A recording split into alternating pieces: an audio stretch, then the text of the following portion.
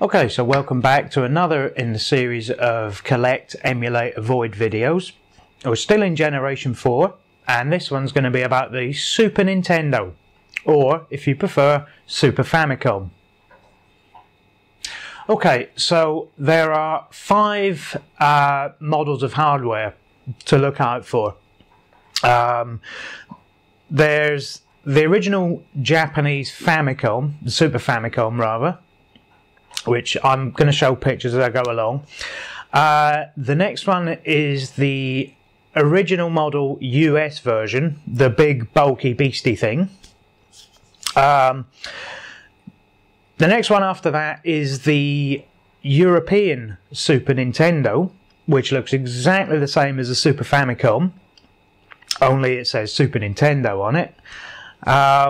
Then later on in the life, they released a smaller mini version, the US Model 2, which is a cut down version, and basically I'll go into reasons for why in a minute.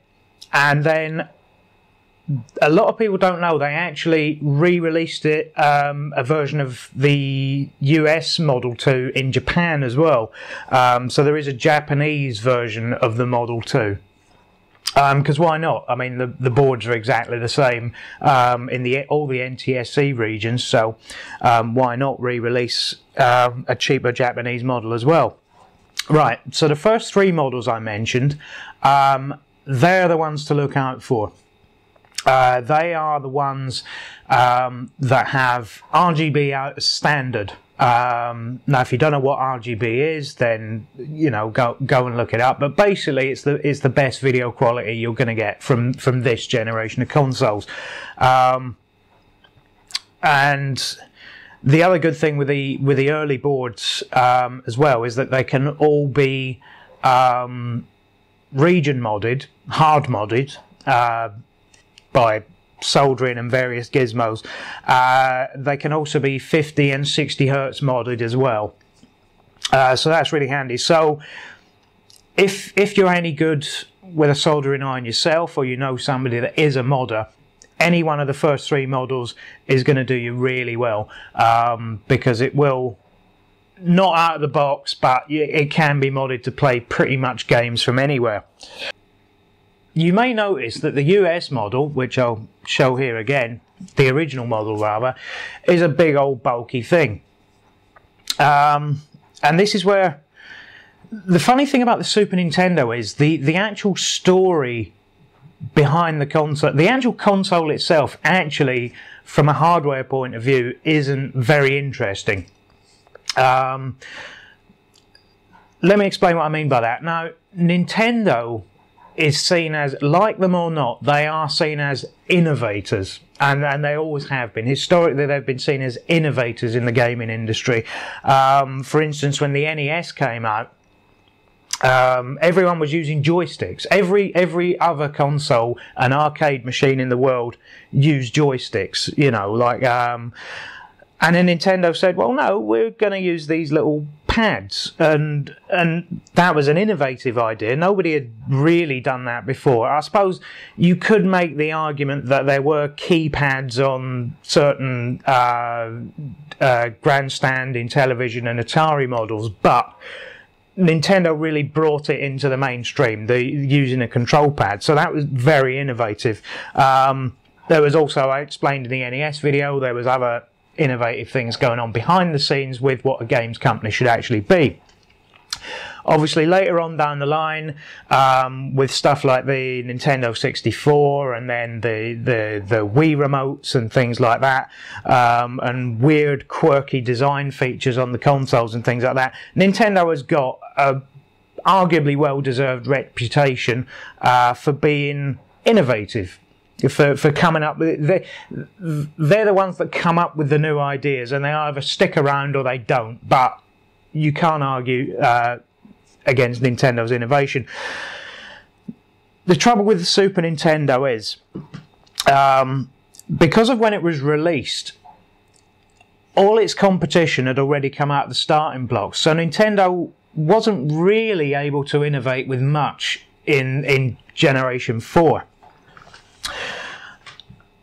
So what they did, and this is probably for the first time in their history, and probably have never really tried to do so, they tried to play the catch-up game.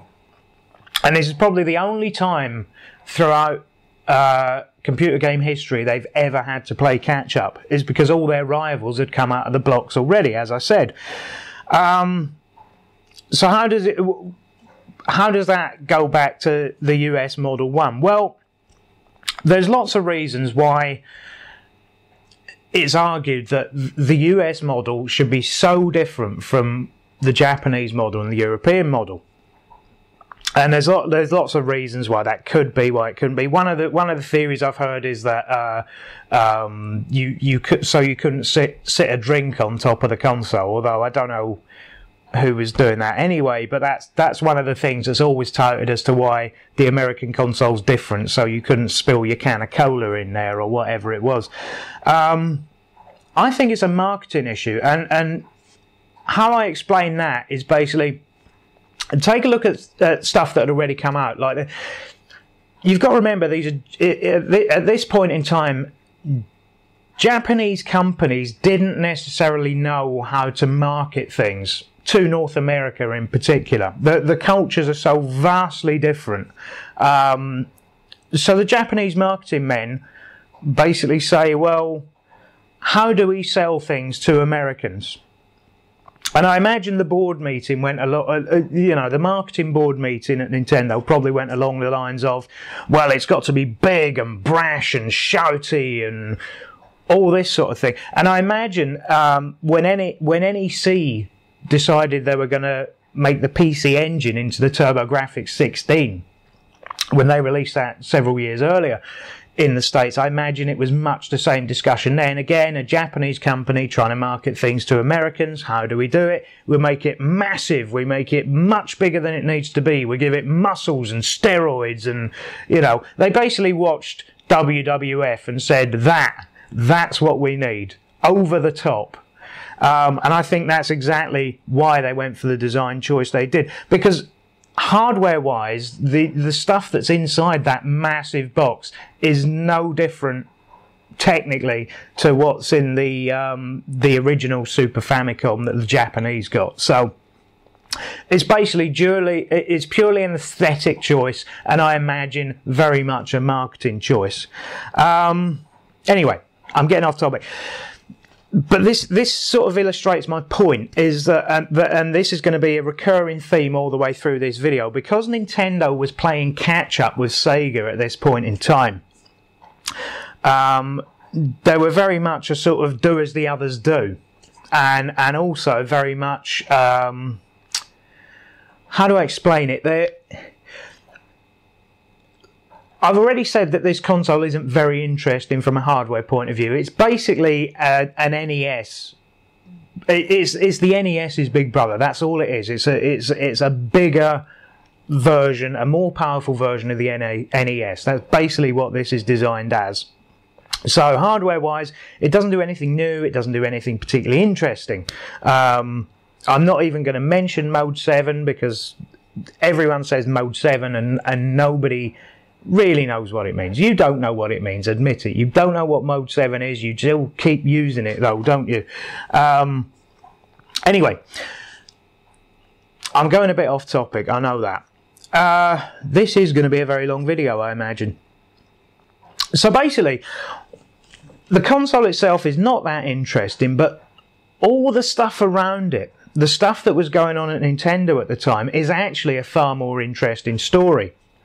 And this is part of the reason why it's taken so long for me to actually write this video. It's taken well over a week for me to write this, and it's still just really in rough notes, to be honest with you, because it's difficult trying to piece together the events in my own head and then write them down, and then I'm going to obviously throw them out to the world to try and digest, if you like.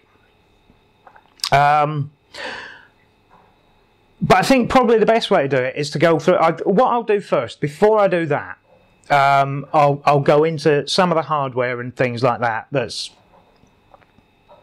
So first of all, let's talk about the controllers. Now, again, joypads were in. Joypads were definitely the way the industry was going. Nobody was in any doubt about that. You know, and like I say, this is part of Nintendo playing catch up. Basically, Mega Drive went for 3 buttons, Nintendo went for 6. That's sort of really how it is. There has arguments been made that they designed the console around the games that were supposed to be played. I can see that argument for the N64 controller. I definitely can. For the Super Nintendo controller, you know yourself, if you play any of these games, I mean, the shoulder buttons don't really do anything. And bearing in mind, the controller was designed about 2 years before the console was actually released. So Mario World and Street Fighter and things like that were a pipe dream at that point. They hadn't even really been decided what they were at that point in time. So the fact that people say, oh, well, the 6-button setup was designed around the functionality of playing, absolute bollocks when you consider when the controller was designed and when the console actually came out and when the games actually came out. So it's absolute nonsense. Sega had 3 buttons on their Mega Drive, Nintendo put 6 on their controller. It is just that simple. Sorry, Nintendo fanboys, that's the way it is. It's just that simple. So on to the controllers. There are 3 different controllers, obviously, to go with the 3 different makes of console. There's the Super Famicom controller, which again has got Super Famicom written on it, and it's got the blue, green, red, yellow colour scheme. Show a picture there. And a very short cord, as most Japanese things do. And if you've bought an NES Mini recently, you'll know that, you know, they've kept up with that tradition. Very short cord. And then you've got the US controller, which again is a revision that no other country got with the controller. Canada obviously got it because they got the same model as the US. And these are 2 shades of purple on the buttons. However, the X and Y buttons are actually concave, so it's a lot more tactile, I think is the word I'm going to go for. You can, I mean, I don't know why, because I personally have never had a problem knowing which button I'm pressing, but they've obviously gone for the tactile design for a reason. And if you look at your US controllers, you will notice the 2 lower buttons come out, so convex, and the X and Y button are concave. I don't know why that is. There seems to be no information on why that was done. I can't even offer a suggestion as to why it might have been done, other than it was some other marketing gimmick that, you know, I can't see any reason for it, basically. And then you've got the European controller, which is the same design as the Japanese one, only with a longer cord. That's the only difference. So that's the controllers. That's the standard controllers. There was also an arcade stick released, similar in vein to the NES Advantage, although personally I don't think the build quality was up to scratch.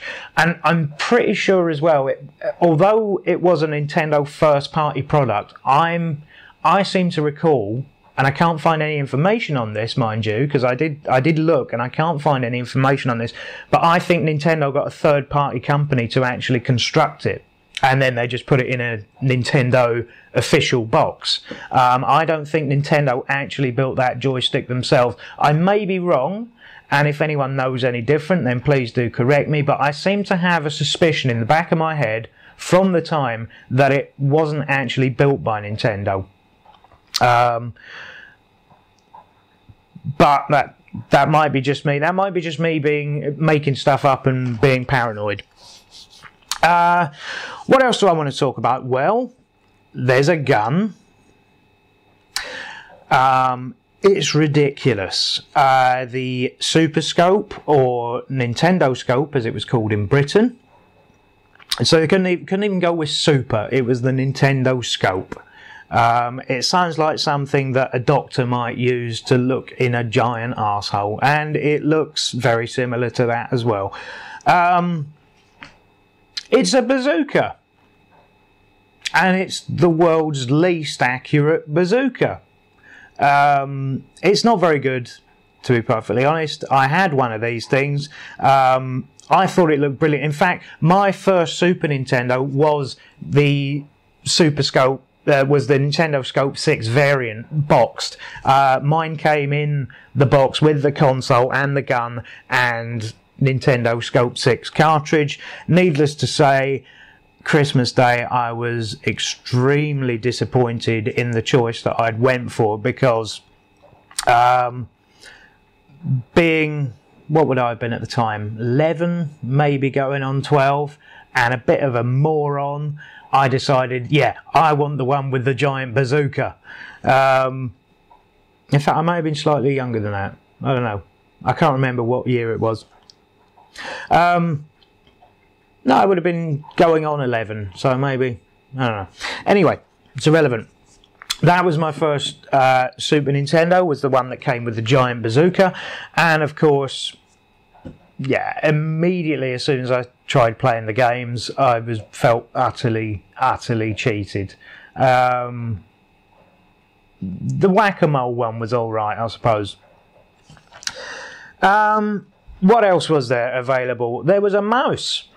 And I know some people might put in the comments that yes, I know there was a mouse for the Mega Drive in Japan and the Genesis in the US, but as far as I'm aware that didn't come out in Britain, so I didn't mention it in the video.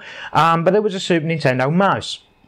How you got the Super Nintendo mouse was what I asked for, funnily enough, for my next birthday after that Christmas when I got my Nintendo Scope Super Nintendo, was I asked for Mario Paint with the mouse. And I wasn't disappointed that time, because I quite actually liked the whole creative thing about it. And the Swiflotty game, Swiflotty? The Fly Swatty game was actually really fun. So yeah, the things I will mention about both the gun and the mouse, again, same as if you saw my Mega Drive video and I mentioned the Menacer. If you're using a Super Scope, you look like a dick. There is no question of it. You look like an absolute tool bag, and nobody should ever be caught dead with one of these. And to be honest, the games that supported it weren't particularly good games either. With the mouse, if you enjoyed Mario Paint, then fair enough. And to be fair to Mario Paint, all you have to do is look around YouTube and you can see plenty of people that are still using it to do creative things with today. So fair play on them. Me, myself, apart from Mario Paint, I wouldn't even bother buying any of the other mouse games. And I think also they really missed a trick, because stuff like SimCity was out on the Super Nintendo, and there is no way they couldn't have made that mouse compatible. And it would have been so much better if it was mouse compatible. It would have been like SimCity on the PC. So you've got the Nintendo version of SimCity, you know, with the windmills and the Mario statues, using a mouse like you do on PC. I don't see why more games didn't support the mouse, quite frankly, but they didn't, so there you go. The next pieces of hardware I want to talk about are the 4 and 5 player adapters. Now, probably the most sought after one of these is the Hudson Soft adapter, the Bomberman one.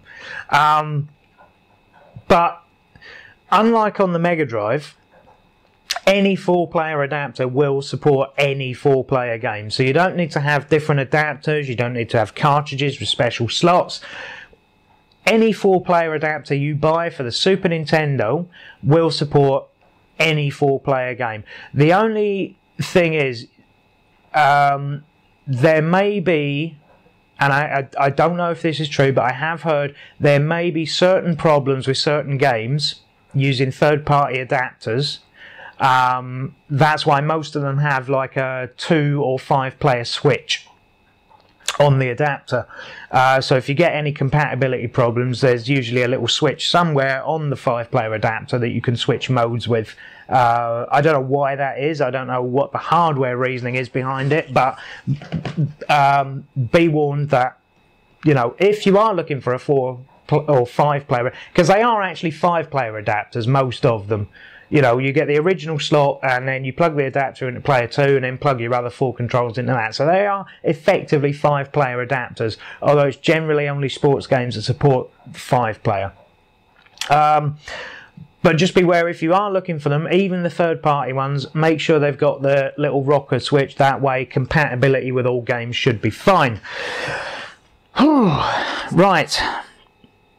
Now, this is where stuff starts to get complicated again, because I'm going to start talking about add-ons. And there is actually another piece of hardware that I want to go into, but I'm going to save that for a bit later. But I'm talking now about add-ons, like actual added pieces of hardware that add something to the console. Now, obviously I mentioned before about how Nintendo was playing this catch-up game. Well, there's 2 stories, in fact there's 3 branches to the stories with Nintendo add-ons, for this console in particular. The first one I want to talk about is the Super Game Boy. And if you have a Super Nintendo, please, please, please do buy one of these, because it will add so much value to your console. You won't believe it. I mean, it basically nearly triples your library of available games. But it's not. The Super Nintendo hardware isn't actually doing anything. This is the funny thing. The cartridge itself, the Super Game Boy cartridge, actually contains an entire Game Boy hardware in that cartridge, albeit without obviously the battery connectors and the screen and the speaker. It's pretty much a Game Boy. The thing, you could conceivably connect up a battery connector and a speaker and a monitor of you know, a dot matrix display to the hardware in some way that's in that cartridge and run Game Boy games. I mean, there's no technical reason why you couldn't, other than you might not be able to find the correct pins. But effectively, there is a Game Boy inside that cartridge, and I can't praise this thing up enough. Honestly, it is if you buy one add-on, one piece of hardware for your Super Nintendo day one, make sure it's that, because it will add so much joy to your life. The other one which I want to briefly cover is something called a barcode battler. Now, I have done a separate video on this. I will put a picture up here, and somewhere hovering up above my head I will put a link to the video in case you haven't seen it, which I imagine you haven't, because the viewing figures on it are really low. I imagine nobody's searching for barcode battler at all. Nobody really remembers what it is. But I'll just explain briefly to those that don't know. What it is basically, it's a machine that was basically like it was sort of like an RPG, kind of. RPG stroke, but it was RPG, it was an RPG. You got hit points and magic points and things like that, and attack points and things like that. And basically what you could do, it had a barcode reader on the top. And you could, it came with a load of cards, and you could load various statistics for the character you were playing at the time. Fair enough, you know, that makes perfect sense. But what you could do, and this was the clever thing about it, is you could get a barcode from anything, any product you buy, anything in the cupboard, you know, boxes of cat food or something like that. You could scan in these barcodes, and it would put your stats up, reduce them, make the enemies weaker, make you stronger. But, you know, it was fun. Yes, it was gimmicky. It was very, very gimmicky, but it was fun. And I do have one of these machines. But there was an accessory released in Japan. Why am I talking about this for a Super Nintendo video? Well, there was an adapter accessory released in Japan that would connect one of these barcode battler machines up to a Super Nintendo, or a Super Famicom rather. And you could buy it. I think there were three, I seem to recall there's 3 games that were actually compatible with it. Now, I haven't played them. I found an adapter on eBay some time ago, and it was £60 and then shipping on top, and I thought because I only have a European Super Nintendo, I didn't know if it would even be compatible, and I decided that I wasn't going to go for it. But this is a thing that did happen in Japan. This was a thing for a little while, was these barcode machines, and there was, I think, over here we only got the Tomy version. But in Japan they got a few different versions, and there was, it was a bit of a craze for a little while, sort of like Pogs. It was here for a couple of months and then suddenly it was gone. But during that couple of months in Japan they released Super Nintendo cartridges that used an interface that plugged into a controller port in order to work alongside one of these barcode battler machines. Now, whether it would still be fun today or at some point in the future, I don't know. Like I say, I have a barcode battler. I have no means to connect it up to my Super Nintendo, and I don't have any of the cartridges, so I can't give you any advice on that. All I can say is at least it's interesting. It's an interesting piece of hardware, and if anyone does know anything about it, feel free to put in the comments any useful information. Still in Japan, and again, when I did the Sega Mega Drive video, one thing I didn't mention, which I perhaps should have, was something called the Sega Channel. And again, the reason why I didn't mention it is because we didn't get it here. It was only the US and Japan that got the internet, well, I suppose not internet at the time, well, sort of phone-like, the telecommunications-based stuff. We didn't get it in Europe, as far as I'm aware, and it only existed in Japan and the States. And again, part of Nintendo's game of playing catch-up. They released an add-on for the Super Famicom called the Satellaview. You cannot find these things anywhere. Well, you can, but you're going to pay a fortune for them when you do. Now, these connected onto the bottom of the Super Nintendo, and what you had to do is it's an expensive process to begin with. You had to buy the Satellaview hardware, which came with the thing on the bottom, the Satellaview console add-on, and then a cartridge that went in the top that then took another cartridge in the top of called the BSX cartridge, this one, and then it took another memory card sort of cartridge on the top of that, and you could use it to download games from a satellite provider, which again was more money on top of that. So these Japanese people that paid an absolute fortune for this, what did they get? Well, they got stuff like, I don't know what it was called at the time, I imagine it was called Satellaview Zelda. Now we call it BS Zelda. If you look, you can find it online. What else did they get? They got a couple of Kirby style mini games. I can't think, but basically it was a way of downloading games to these little cartridges so that you could play them. But the caveat being, you had to be using the system at a certain time. You could only write one game to it at a time. So these things have become very rare. It's not something that I'm going to go into particularly in depth, to be perfectly honest. I think if you're a collector, it might be a nice piece to have, but I think you have to ask yourself, are you collecting to play stuff, or are you collecting to have some sort of museum? If it's to have some sort of museum, then yeah, fine, spend the money on one of these things.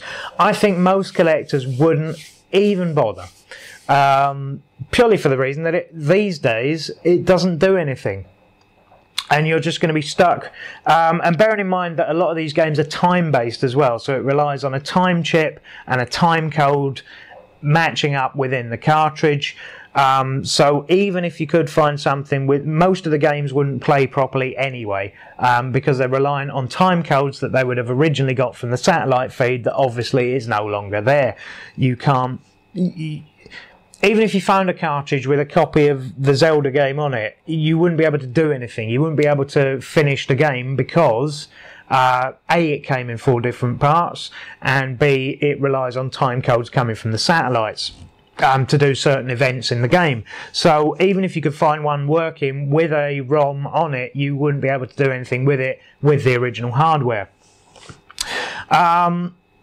You can find these online, and you can play them perfectly happily through an emulator that supports BSX, which of course most PC-based SNES emulators do, so it's not a problem. You can still play these games, you just can't really play them using the original hardware unless you're really clever and can somehow simulate the signals that are supposed to be coming back and forth. I did say this is going to be a long-winded video. So, now that we've started talking about the add-ons, this is where the story starts to get a bit tricky. And we have to go back to the console's beginnings, basically. Now, as I mentioned, at this point in time, Nintendo were playing a catch-up game with Sega. And as Sega started to release add-ons, Nintendo started to get really worried. Understandably. Because at this point in time, Japan had 3 major players. I mean, there were a lot of people around, but basically Japan had 3 major players, and that was NEC, Nintendo, and to a lesser degree Sega. Sega still weren't doing all that well in Japan. And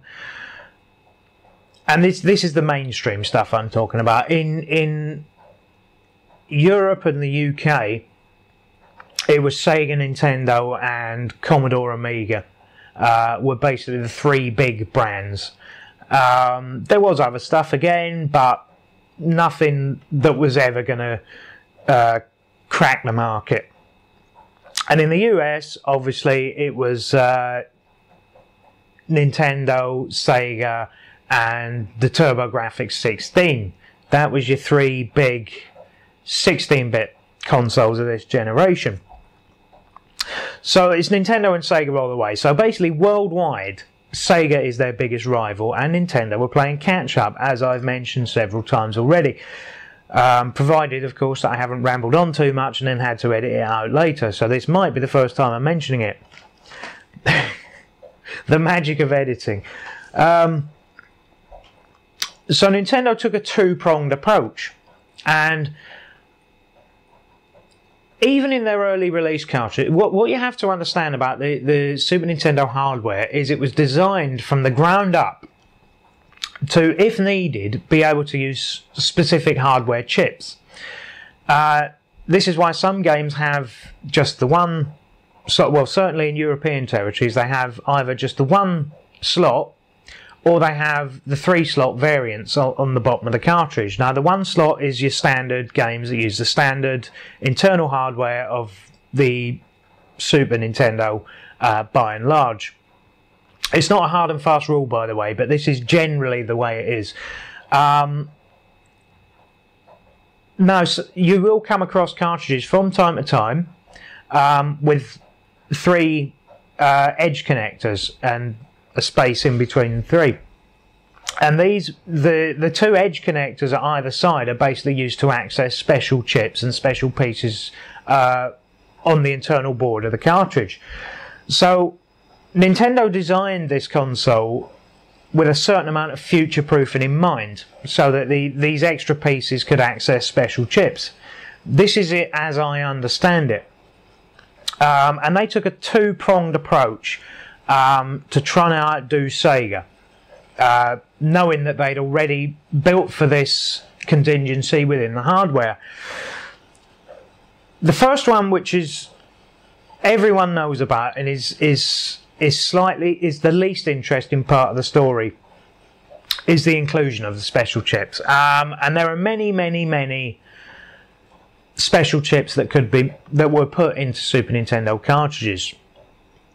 The most famous of which being the Super FX chip, which I'll go into in a bit more depth later on. So that was one. That was basically one branch of trying to outdo Sega, was the inclusion of special chips in the cartridges that performed certain functions and let games, well, basically let the Super Nintendo games look and play the way they do. For instance, with something like Star Fox, or Star Wing as we called it here, but I'm going to go with Star Fox because that's how even people in Britain call it, Star Fox now.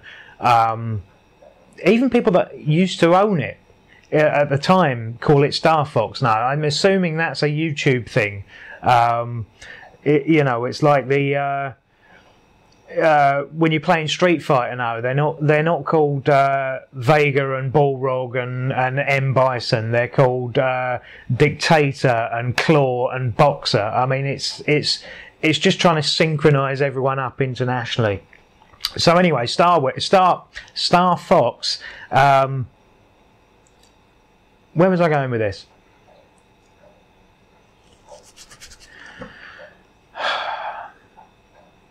So anyway, Star Fox. The Super Nintendo would probably have been capable at rendering the graphics at maybe 1 or 2 frames, one or two frames a second. Or alternatively, it would have obviously been able to play at a reasonable speed without having to render all the hard graphics. You know, had you done it maybe a bit more cartoony, then it would have been fine. But what the Super FX chip is, it basically allowed it to render the graphics and perform at a reasonable playing speed as well. It's basically like a sort of, technically not, but it's almost like having a second CPU built into the cartridge to process certain process certain types of graphics. That's what it does at a very not explaining it to you very much level. That's basically what it does, and that's probably the most famous in-cartridge chip that Nintendo used. But they had another prong to their bow. Another prong to their bow? That doesn't even make sense. They had another branch in their tree that they were going after, and this is the add-ons, CD add-ons specifically branch. Now, to go right back to the beginning, Nintendo already had a working partnership with Sony at this point in time, because Sony developed the sound chip that went into the Super Nintendo. Now, there's a lot of people saying this was done in secret, blah, blah, blah, blah. I don't know about that. I mean, I couldn't tell you one way or the other. Obviously, I'm not privy to that kind of knowledge. But I imagine it was probably worked out as a commercial deal like most of these things are. I can't see Nintendo buying anything from Sony to go in a line of consoles they were expecting to sell millions of, and doing a deal with one guy at Sony on the quiet in order to do that. I just don't... It doesn't really ring true. So I don't know about that. Anyway, suffice it to say, Nintendo and Sony had a working relationship at this point, because of the sound chips that were in the hardware, and it's the Sony sound chip that gets everything that sort of unique orchestral sound. So good on you, Sony.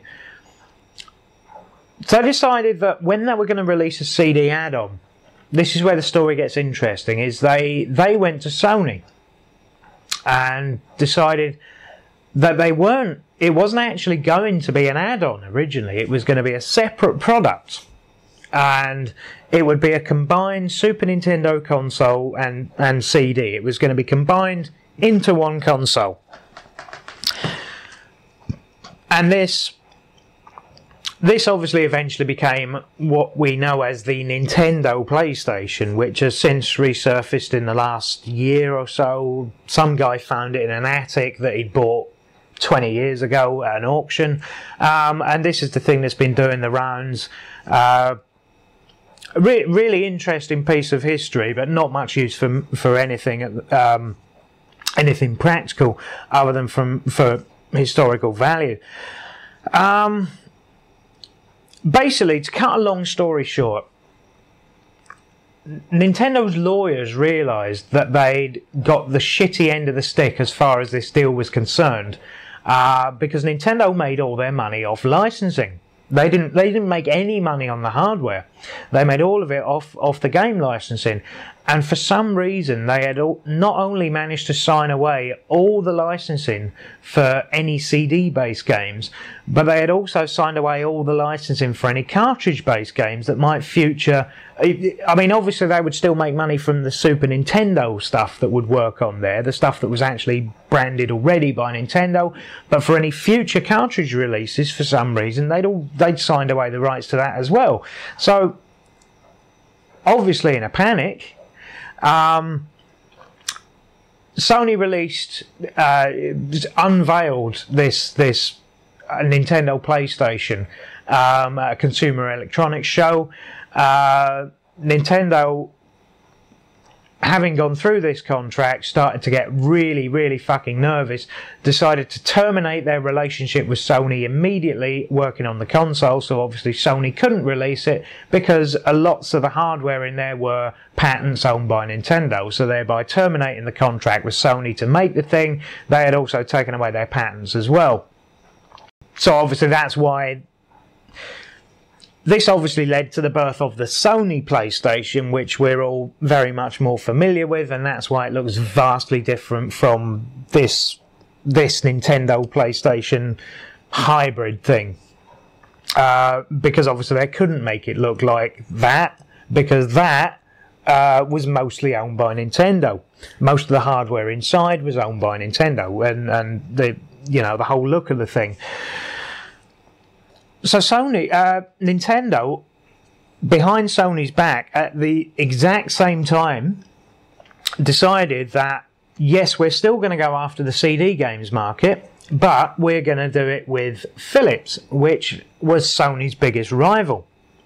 And the artist impression things that you always see of the CD add-on, this is the Philips version. This is not the one they were working on with Sony. This is the one they were working on with Philips, this artist impression one here of the add-on that goes on the bottom, much like the Satellaview did. It goes into the expansion port at the bottom of the Super Nintendo. And basically, this is why you've got, when Philips eventually did come round to bringing out their own console, the CDI, this is why you've got Zelda games and Hotel Mario and things like that on it. It's part of a throwback from this CD-based licensing deal with Nintendo. So obviously, as we know, the Philips CD add-on never came out because Nintendo basically gave up on the idea. They were all for the idea until the first sort of 6 months of the Sega CD, Mega CD coming out. And then when they saw the sales figures for that, obviously Nintendo decided against ploughing loads of money into a CD add-on that probably wouldn't sell any better than the Mega CD had. So you could argue that in this case, being last out of the stumbling blocks probably did them a favour. How long have I gone on for now? 45 minutes I've been going on for now. That is amazing. Although that might come down somewhat in the edit, so it might only be 10. Right, now to get down to the nitty-gritty of any console, which is obviously the games. Now, there's a lot of things I want to go over here, and this is part of the first thing I want to cover is why I decided to call Generation 4 the import generation. Well, it's more of a personal choice for me, and I'll tell you why. Is that people began to realise around this time, especially with the prevalence of video game based TV shows and publications, which I went into some depth about in earlier videos, the stuff used to come out if not weeks, then sometimes months earlier in other territories that weren't the UK and Europe. I can give you an example of this. The first home console version of Street Fighter 2 that I played was on a Super Nintendo, and it was the Japanese version. Why was it the Japanese version? Because it came out in Japan almost 6 months before it came out in the UK. Now, we already had it in arcades, and everyone who owned a Super Nintendo wanted Street Fighter 2. In fact, for a lot of people that wanted Super Nintendos, that was the reason why they wanted it, is because it was a console exclusive. It was probably one of the first big console exclusives that was heavily promoted by Nintendo themselves. Was that Street Fighter 2, Capcom was basically making it a console exclusive for the Super Nintendo, and certainly in Britain, certainly amongst the people that I knew that had a Super Nintendo, that was reason number one for owning this machine, was that Street Fighter 2 was coming out on it. Now, you got to remember at the time that just the cost of that alone, now bearing in mind that if you wanted to play Street Fighter 2 6 months early, in Britain, you had to have a Super Nintendo, so there's £199 straight away, and that's not £199 in today's money. That's £199 in 1991 money. So you're probably talking the best part of 400 maybe now. I don't know if the inflation works exactly like that, but say effectively you're nearly doubling it. So maybe somewhere between £350, £400 equivalent in today's money. I don't know what that is in US currency. So you just have to take my word on that. Then you had to buy some sort of region adapter in order that you could play Japanese Super Famicom games. So there's another £35. And again, remember, this is in early 90s money, so it's worth a lot more then than it is now. Then you had to import a copy of the game. So that's, depending on the import shop you used, you could walk in there and buy a Japanese version of the game, and it would probably set you back £60, if not more. So you're talking at least £60, maybe 70, maybe 55 if you were lucky, and the yen was a bit low that day. So you're talking a massive outlay, but it didn't seem to deter people. And in fact, of the half a dozen or so people I knew that had Street Fighter 2 on the console, it was the Japanese version they had. You know, that's just the way it worked. We're starting to get to the point in time, certainly in Britain, where people knew what games were coming out, and they knew that other territories were getting them before we did. And same with Contra. I didn't realise until about 2 years later, after the system came out, that Super Probotector, which is the European version, and Contra were the same game. I genuinely thought they were different games, for the simple reason that I hadn't played Super Probotector. The only time I'd ever played it was Contra, because the US version came out several months before the British version, and obviously coming from the US, it was in fact slightly cheaper to buy that than it was to buy the British version, because the US games at the time were cheaper.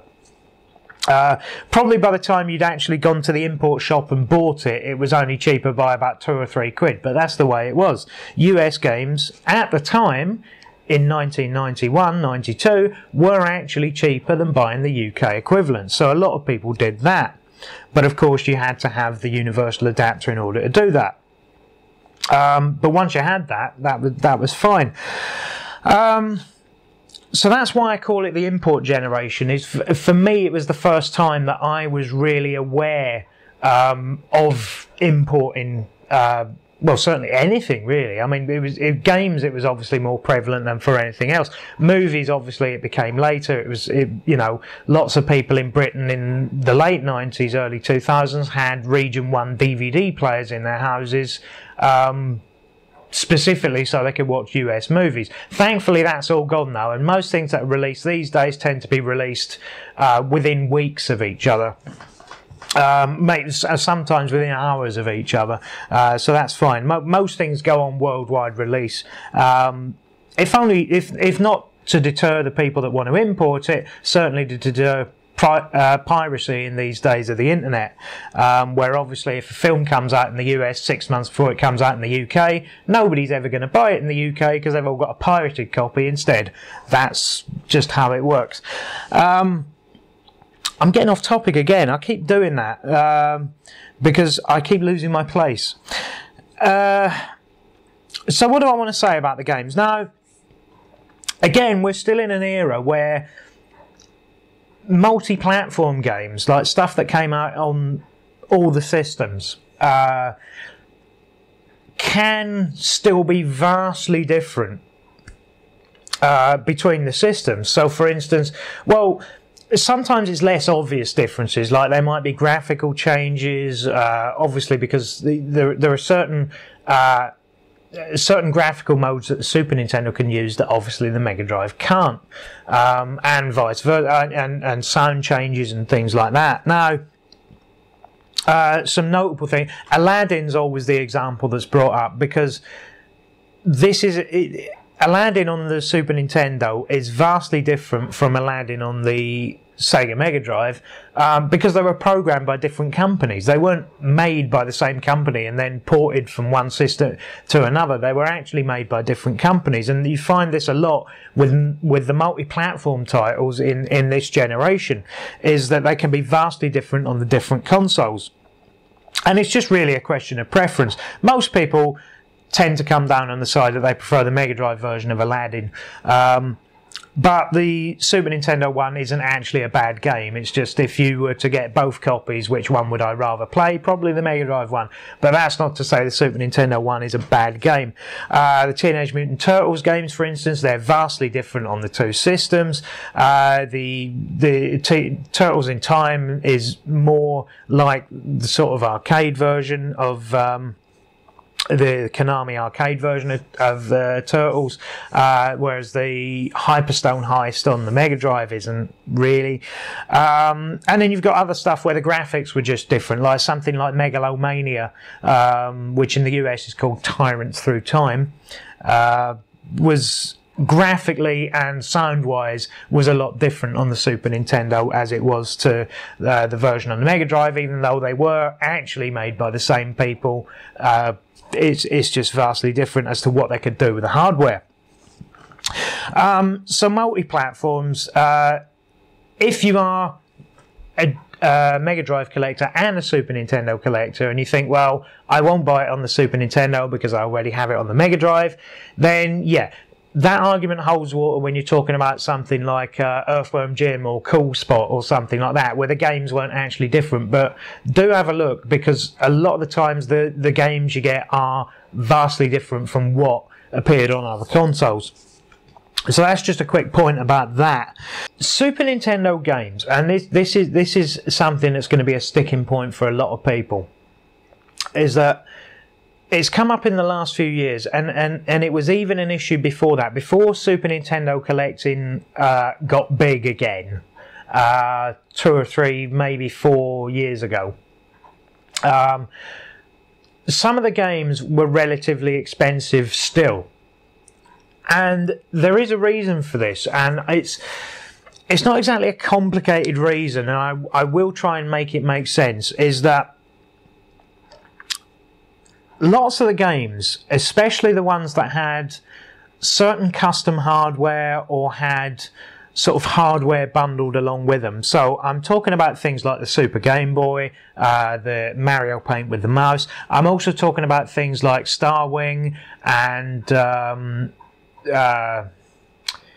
what was the other big one?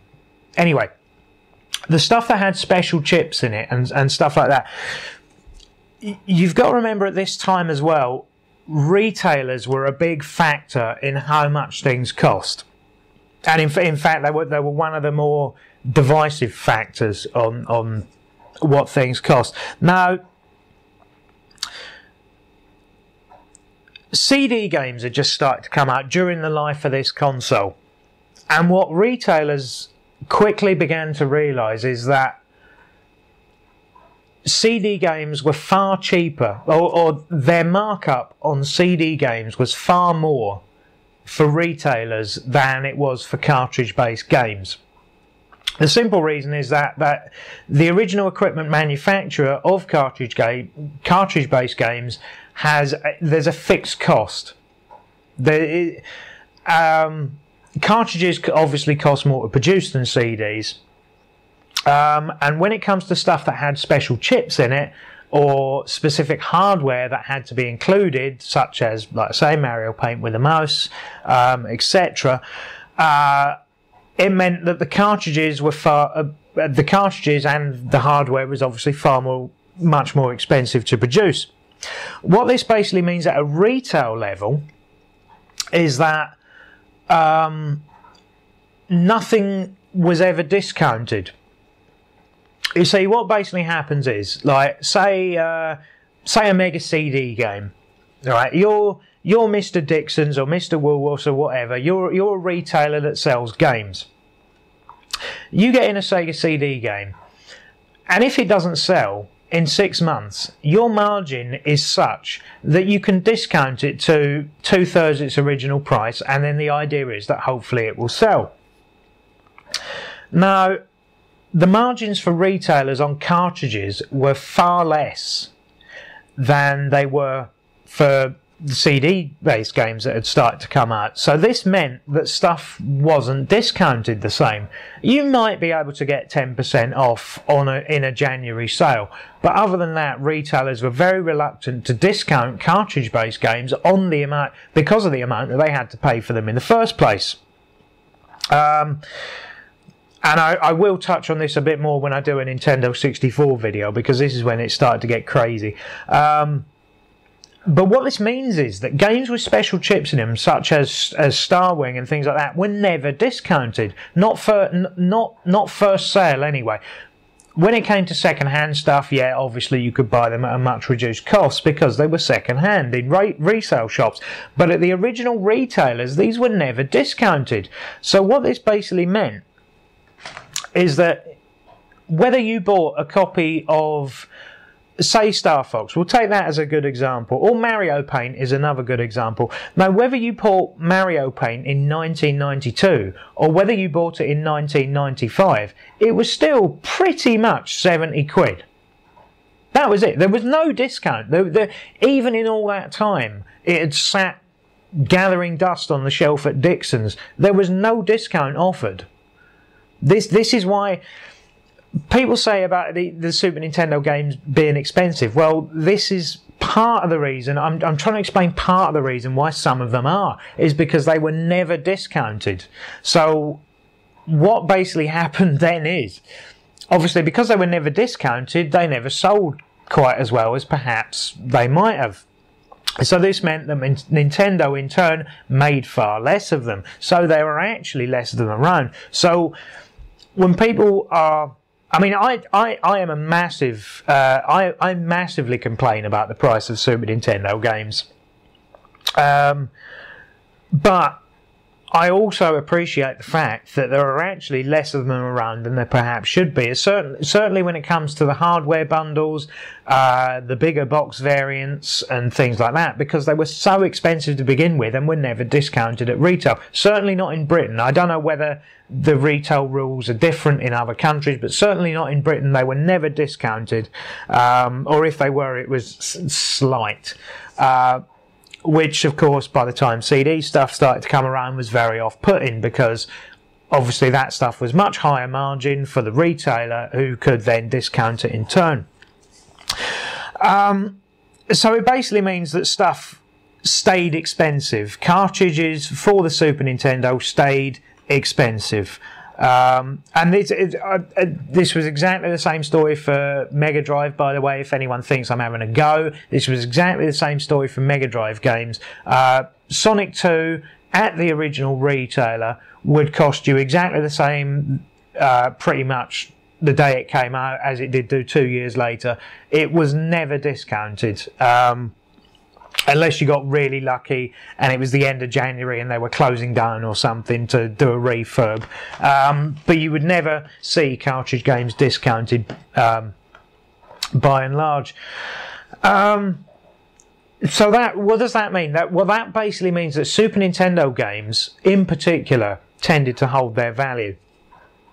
So they are one of the more expensive systems to collect for these days. There are ways around this, and I've spoken about this before, and this goes back to the import thing. Is that for some reason that didn't seem to be an issue in Japan, and it didn't seem to matter what the game was. They sold millions and millions of copies of every single one of them, it seems, because they're just so available. Super Famicom games are so available, and they are far, far cheaper than their Western equivalents. So that's another thing I do want to go into, is that even though this is still the import console of choice for most people, if they want one from this generation, for the simple reason that if you have a North American Super Nintendo, all the Super Famicom games will actually work in your console. There are two little plastic retainers inside the console that stop the cartridge actually going in. But if you take them off, you can fit the cartridge in and it will play absolutely no problem. The problem comes if you live in the UK or Europe, and to play import games now requires quite a lot of research. And I don't mean you have to, it's not just a language barrier issue for us. I mean, obviously, if you buy a Japanese version of Super Mario World, Super Mario Kart, whatever, you're going to save probably 20 quid on the cost of it, and using a universal adapter or action replay cartridge or something like that strips off the region code, it will play perfectly well and you won't have a problem. There's not much to read, so it doesn't require understanding anything. If you want to play an RPG, then obviously a Japanese game probably isn't going to be for you, because unless you read Japanese, you're not going to know what it is you're supposed to be doing. You could probably muddle through if you really had to, but it's not really a fun experience. Is it really worth playing a game that you have no idea what you're doing? Probably not. But what I mean by research on top of that, I mean, because that's usually the research you'd have to do with import games, which ones are text heavy, etc., etc. The trouble is, and it comes back to this special chips inside the cartridge thing. Now, I know from personal experience, I had the universal adapter was the one that I always had. Now, I've since got rid of that, and I've got an action replay cartridge which works much the same way but does cheat codes as well. Because I actually sold quite a lot of my Super Nintendo stuff several years ago for personal issues I don't really want to go into, but I've pretty much had to start again as collecting, and I couldn't get another universal adapter, so I bought an action replay instead. It's by the by. Anyway, I had a universal adapter, and one game I always wanted to play was Super Mario RPG. Now, it didn't come out in Europe, it didn't come out in the UK, it only came out in Japan and the States. So knowing that it's an RPG game, obviously, it might be quite text heavy, I decided to import one from the States. This is in the very early days of eBay, might I add. So it was, and nobody was really collecting for Super Nintendo then, so, I got it over. I'm probably talking about 2002, 2003 maybe. Anyway, got it over here, plugged it into my universal adapter. It didn't work. After a little bit of research on what at the time was Internet 1.0, I found out that it's due to the special chips. I can't remember which one's in it. I think it's a DSP-1 or something like that. Anyway, it's irrelevant. The point is, my universal adapter didn't use... It was incompatible with certain special chips, whichever the special chip is that's in Super Mario RPG didn't work with my universal adapter. And this is going to be a problem for a lot of games. Notably, obviously, Super Mario RPG, but pretty much anything that uses a Super FX chip, so that's Stunt Race FX, Starwing, Star Fox rather, what else, Doom, and then there's other chips as well that won't work, like the Super FX 2 obviously won't work either, so an import copy of Super Mario World 2 isn't going to work. Street Fighter Alpha 2, even if, I mean, you probably would be able to play the Japanese version because it's not, again, it's not text heavy, but be warned that if it also contains a special chip, so Street Fighter Alpha 2 will not work through a universal adapter. However, there may be one that does, and I can't seem to find much information of it, but Action Replay, and this is only going to apply to people in the UK, by the way. People in the US, you don't have to worry about any of this. This is only going to apply to people with a UK console that want to play import games. Apparently there is a Model 2 of the Action Replay, which I've never actually seen a physical version of. I'm aware it exists, I've just never actually seen one in real life. So I would imagine they're probably quite small in numbers, and just having a quick look on eBay earlier on today, it seems they are very, very expensive. There was only 2 on there, and they were really expensive. Both of them buy it nows, though, obviously. So people do know what this is worth. But there's a Model 2 of the Action Replay, and supposedly that works with quite a lot of the games, but nobody seems to know if it has 100% compatibility or not. What it basically needs is some collector who's in the UK, who owns a lot of import games, to just go through and test them all for us, will you? Will you do that and put a little comment on the bottom of the video for me? Because that would be really, really handy, because I don't have the kind of funds that I could do that sort of thing. Yeah.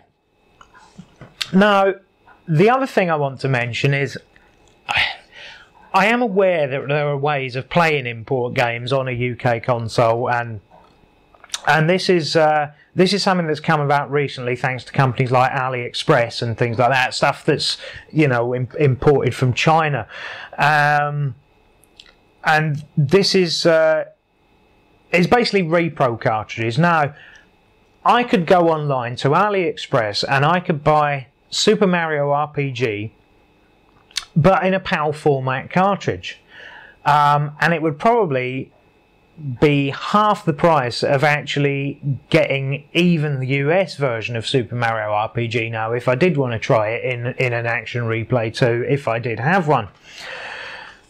But I don't want to do that, and I for the simple reason that, and this is what I'm going to try and explain, there are plenty of stuff that comes on these repro cartridges that either for some reason or another you wouldn't be able to play normally on the console, or some stuff that wasn't released. For instance, there's repro cartridges of Star Fox 2, which is basically a demo, well, not a demo, it was a nearly finished game that for some reason just wasn't released.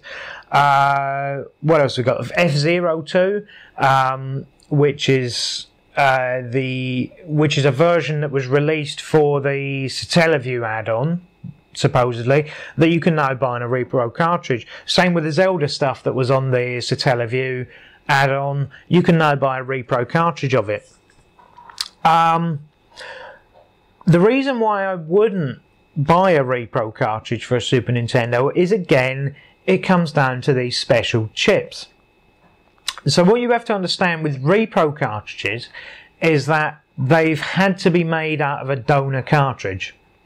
Now, it might not be a rare game that they've made into this reproduction cartridge. It might not be a rare one. It might be something that nobody cares about. It might be, you know, somebody at AliExpress has 2,000 copies of, I don't know, Super Tennis or something that nobody's interested in.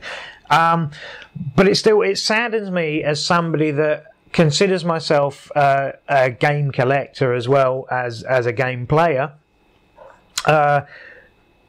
that these genuine cartridges are being stripped for parts in order to make reproduction cartridges. It just doesn't feel right. And I think if I was buying these reproduction cartridges, I'd feel like it just feels grimy somehow. It just does. And I would urge anyone that's considering buying one of these repro cartridges, yeah, it may look lovely on your shelf, it may look nice in your system, and it may be brilliant to be able to play these things on the original hardware, but do bear it in mind that you're not playing it on the original hardware, because it was never released for this original hardware. It was released to go with other things that you don't have. So effectively, you're not playing it on the original hardware, and some other cartridge that could have been in a collector's hands that they would have been really pleased about can't have it now, because it's been torn to pieces in order to make the, you know, the hour-long game of Zelda BS or whatever.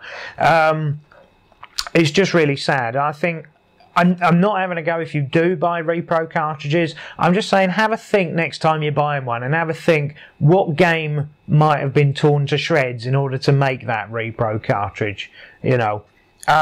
Also bearing in mind that you know, you don't know what the build quality is like. You don't know if that game is still going to work in 10 years' time, 5 years' time, whatever. To be perfectly blunt with you, whenever I've bought any electronics from China, I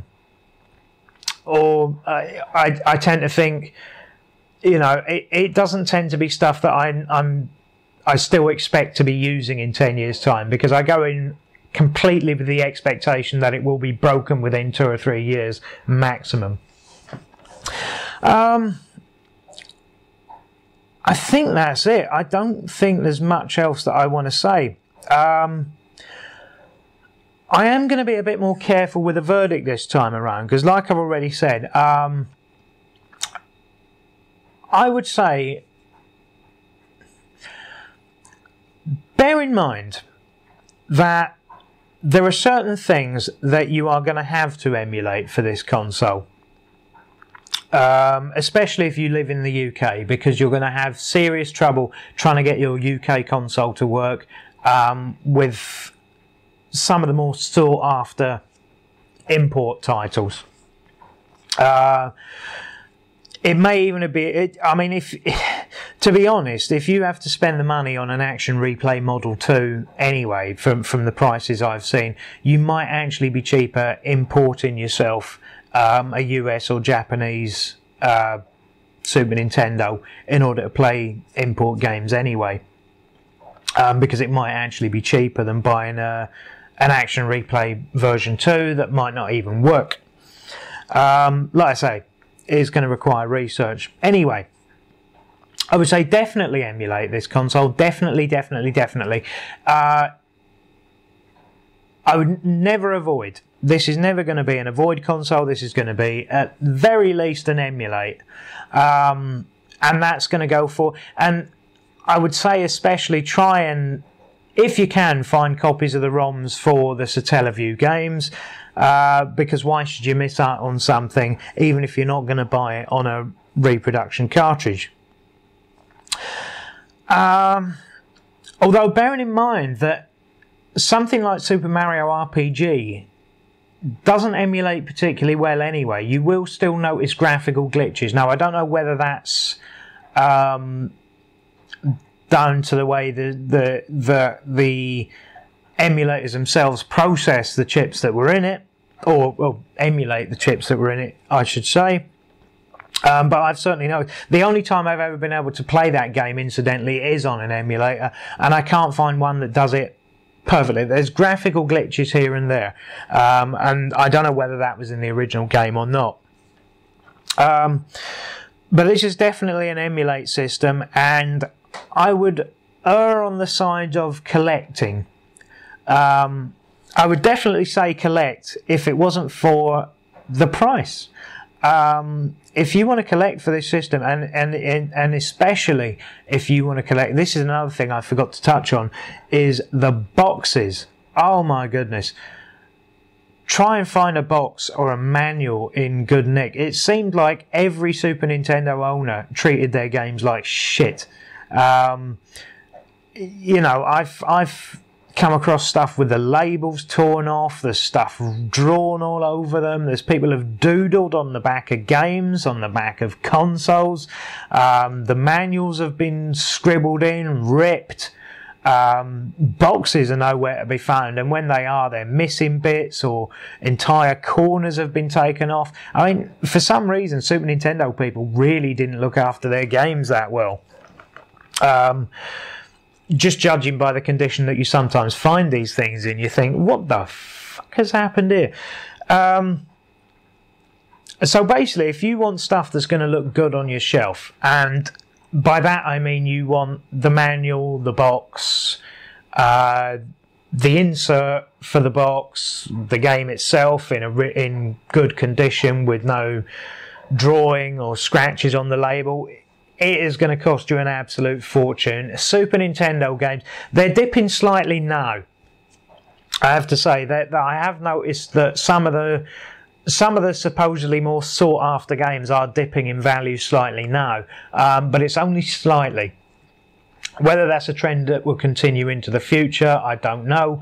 All I would say is, if you can afford it, then collect it, but don't go out of your way to afford it. If you see what I'm saying, don't go without a meal so that you can buy the game you want. I think that might be taking it to a levels of extreme, especially when it is so easy to emulate now.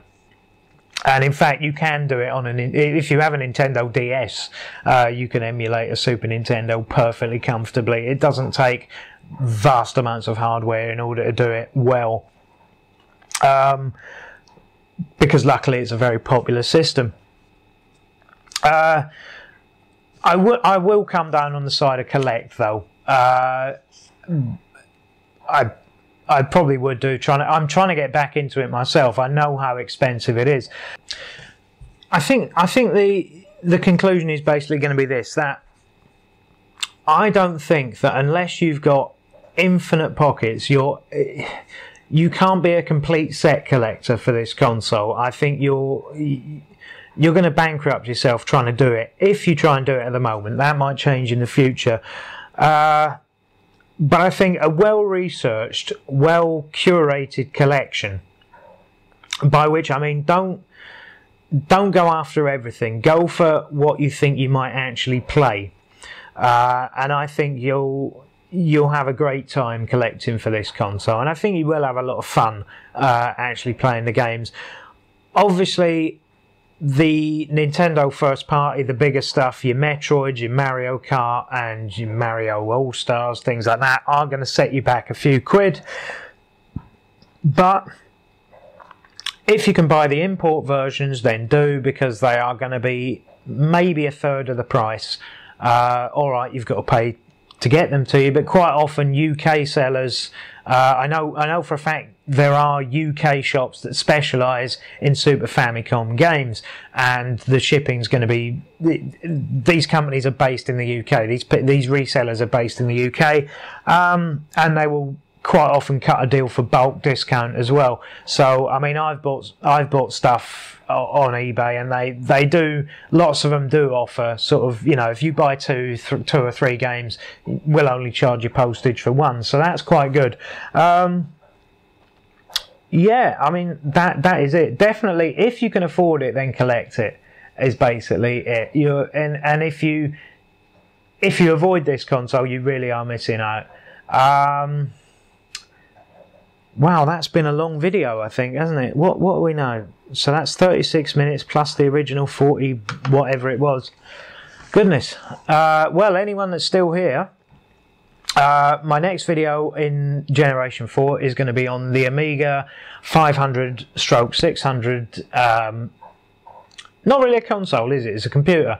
Now, Americans, you might not know, any Americans watching, you might not know about the Amiga because it didn't really, I mean, it didn't sell well. I don't even know if it came out. I know it came out in Canada.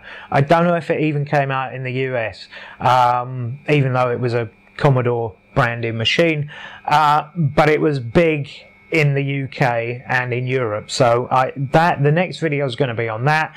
And even if it didn't come out in your territory and you don't think it might be relevant, it's still relevant to the whole story of this generation. So and it might go somewhere in the future, you never know. But just as a point of interest, I'd urge you to watch it, and you know, all the usual bump that goes along with this, you know, the like, subscribe, and do comment.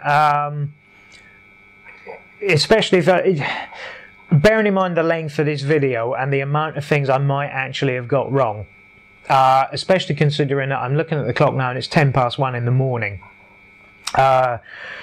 So please do comment on anything I've got wrong, and hopefully anyone else that, you know, I'm not deliberately trying to lead anyone off the beaten path, but comments are always useful, and they'll be useful to other people watching this, not just me.